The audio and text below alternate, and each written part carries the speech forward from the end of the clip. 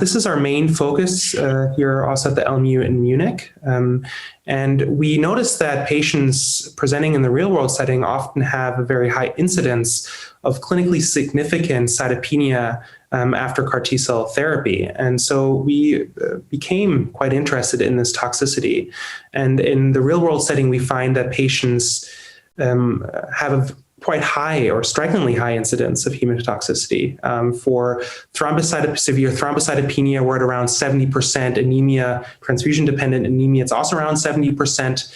And then for neutropenia, when the ANC less than 500, it's almost all patients that develop this toxicity, around 90%. And about 75% develop prolonged neutropenia, meaning an ANC less than 1,000 measured after day 21 after CAR T-cell transfusion. Basically, we were interested in looking at potential biomarkers that can be identified prior to CAR T-cell therapy that would help us understand which patients are at risk. And so for this, we looked at the endpoint of clinically significant neutropenia, meaning an ANC less than 500 measured between day 0 and day 60 after CAR T-cell transfusion. And we find that markers associated with an impaired hematopoietic reserve, such as a low ANC, hemoglobin, and platelet count, but also markers of baseline inflammation, such as an elevated CRP or ferritin, were correlated with a prolonged duration of neutropenia. And so we wanted to leverage these markers to develop a score that is predictive of this toxicity. And so that's how the CAR-HEMATOTOX came about. And it has 5 components: ANC, hemoglobin, platelet count, CRP, and ferritin. And we found on multivariate stepwise analysis that the factors ferritin and platelet count are especially important, and so they were additionally weighted. And so first, in our training cohort of patients treated in Germany, we found that the score, CAR-HEMATOTOX, was significantly correlated with an increased duration of neutropenia. And then we validated this in an independent patient cohort of patients from Lyon in France.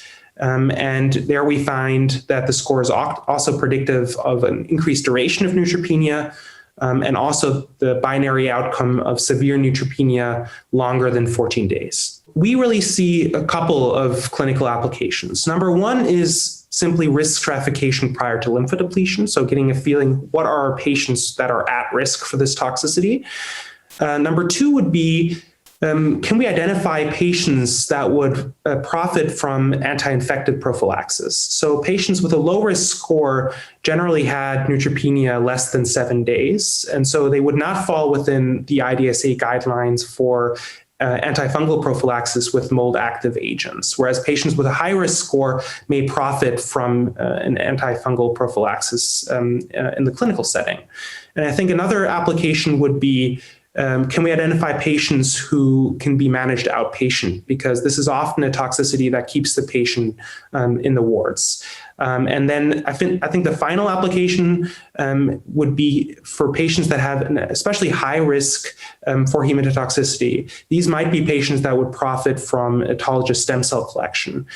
So that is something that we're now trying to optimize further. Can we identify those really, really high risk patients who might profit from autologous stem cell collection? We're looking to further validate the score in other independent patient cohorts, and also to validate the score prospectively. And then maybe we can find the one or the other clinical question that's interesting, where we can actually use this score to guide management on the wards.